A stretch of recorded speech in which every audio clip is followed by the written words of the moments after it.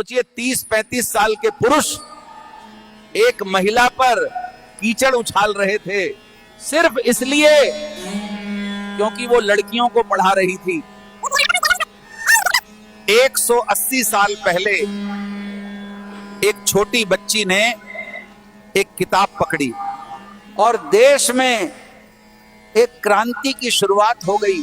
उस बच्ची के विद्यालय में पढ़ने के लिए लड़कियों का जमावड़ा लग गया। इतनी लड़कियां कि उतने तो उस समय सरकारी विद्यालयों में लड़के भी नहीं पढ़ते थे। मानो खुद ब्रह्मांड कह रहा हो हमारी नारी शक्ति अब सीखेगी और पढ़ेगी। सिर्फ 17 साल की उम्र में वो भारत की पहली महिला अध्यापिका बनी और उन्होंने भारत का पहला बालिका विद्यालय खोला। सोचिए ये देश का पहला स्कूल था जहां लड़कियों को पहली बार विज्ञान सीखने का मौका मिला। लेकिन उस समय कुछ रूढ़िवादी मानसिकता के लोगों को ये बात बिल्कुल पसंद नहीं आई। वे लोग सावित्रीबाई फुले का सुबह सुबह इंतजार करते थे। जब वो स्कूल जाती थी तो रास्ते में उन पर पत्थर और कीचड़ फेंका जाता था।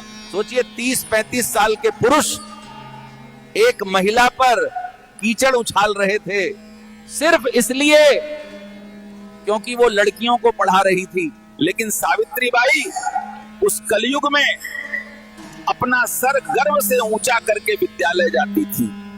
वो अपने साथ दूसरी साड़ी रखती थी, विद्यालय पहुंचते ही मिट्टी लगी साड़ी बदल लेती और लौटते समय फिर वही गंदी साड़ी पहनकर घर जाती। सोचकर देखिए कितनी हिम्मत वाली महिला थी वो।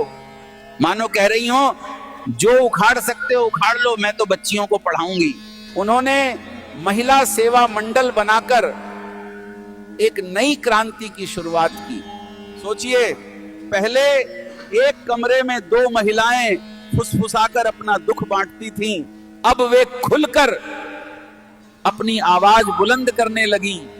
उस जमाने में उन्होंने नाइयों को मनाया और एक हड़ताल करवाई कि अब से हम विधवा महिलाओं का सिर नहीं मुंडवाएंगे। इसे कहते हैं असली फेमिनिज्म। उन्हें भारतीय नारीवाद की जननी भी कहा जाता है। सोचिए आप उस जमाने में हैं जहां पुरुष पढ़ता है लेकिन सिर्फ लड़की होने के कारण आपको जिंदगी भर किताब देखने भी नहीं दी जाती। और वहां सावित्रीबाई आती हैं और हजारों लड़कियों को किताब पढ़ने का मौका देती हैं।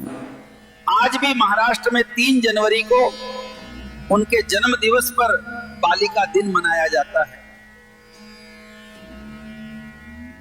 आप HD वीडियो देखने के लिए मुझे YouTube पर सर्च कर सकते हैं बंदर लीला योगी और लिंक आपको बायो में भी मिल जाएगा।